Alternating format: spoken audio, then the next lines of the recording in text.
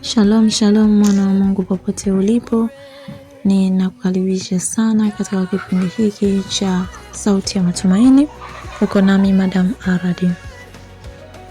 Mhubiri anasema kila jambo na majira yake na wakati kwa kila kusudi chini ya mbingu.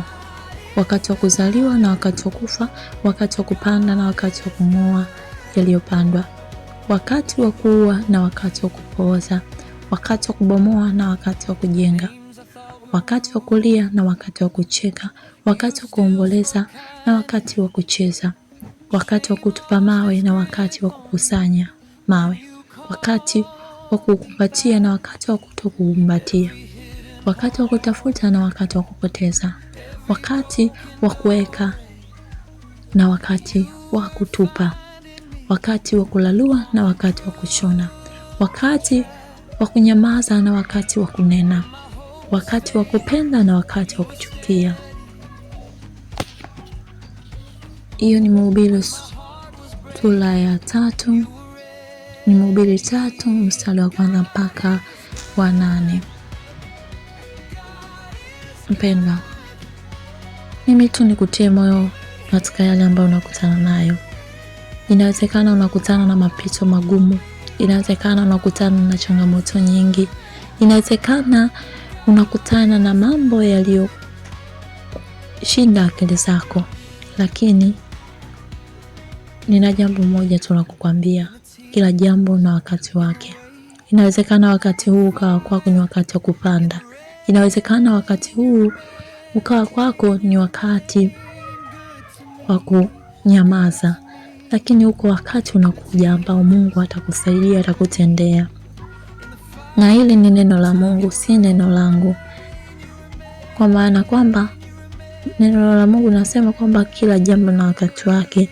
Na maana hata Mungu anatambua kwamba anaweza kukubariki kwa wakati anaotaka yeye. Anaweza kukubariki kwa muda anaotaka yeye. Anaweza kukuponya pia kwa muda anaotaka yeye. Anaweza kukutendea kwa muda anaotaka yeye. Japokuwa sisi tunaweza tukataka Mungu atuinue, atubariki, lakini ikawa si wakati wa Mungu. Lakini ikiwa wakati wa Mungu ukifika, hakuna atakayeweza kuzuia. Kwa hiyo, kwa chochote kile unachokutana nacho, usikate tamaa. Chochote kile unachokipitia, usivunjike moyo. Tambua wakati huu ulionao ni wakati wa kujenga. Tambua kabisa wakati huu ni wakati wa kulia, lakini upo wakati unakuja ambao wakati wa kucheka. Tambua kabisa wakati huu ulionao ni wakati upo wakati mwingine wa kutapanya, lakini upo wakati unakuja ni wakati wa kukusanya. Tambua kabisa hayo unayokutana nayo ni ya muda tu, yatakwisha. Wala usivunjike moyo. Usione kama Mungu hakusikii. Usione kama Mungu amekuacha. Usione kama Mungu hayuko mbali na wewe. Usione kama Mungu amekutenga. Mungu hajawahi kumwacha mtu, ila mwanadamu ndio anamwacha Mungu. Na yeye inawezekana amenyamaza tu, ni wakati wa kwake. Ameamua nyamaze, na wakati unakuja atakutendea. Inawezekana amekuacha kwa sababu anajua yeye. Inawezekana amekuacha ukutane na hilo unalokutana nalo, upo ushindi mkubwa mbele ya maisha yako.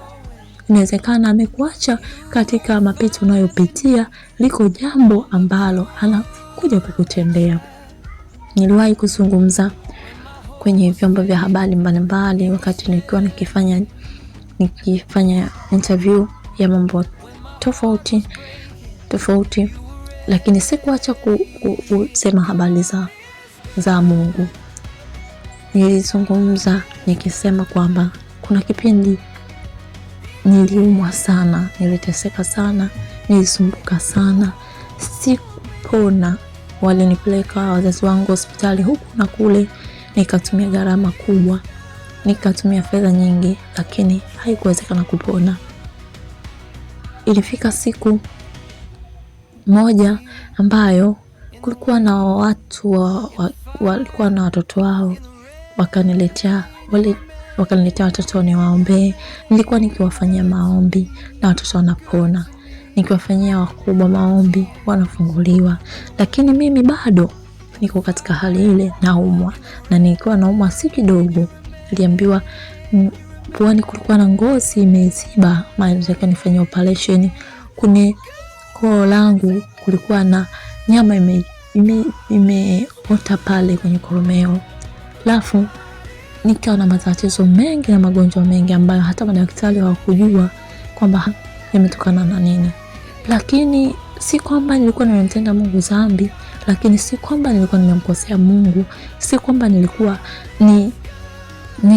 nimemkosea Mungu vibaya nipitie hayo, lakini nilikuwa nikiombea watu wanapona, lakini mimi bado naumwa. Kumbe ilikuwa si wakati wa mimi kupona, haikuwa wakati wa mimi kupokea ushindi. Ila ilifika muda, ilifika siku ambayo sikujua kama siku hiyo nitapona, sikujua kama siku hiyo nitamwona Mungu akinitendea. Na nilimsifu tu Mungu, nilimtukuza tu Mungu, nilimuinua tu Mungu, nikatambua ni yeye. Baada ya kusikia neno la Mungu kwa mtumishi wa Mungu mmoja, nikajifunza, nikasema hakika ni Mungu, bado upo na mwaminifu. Nilimsifu Mungu.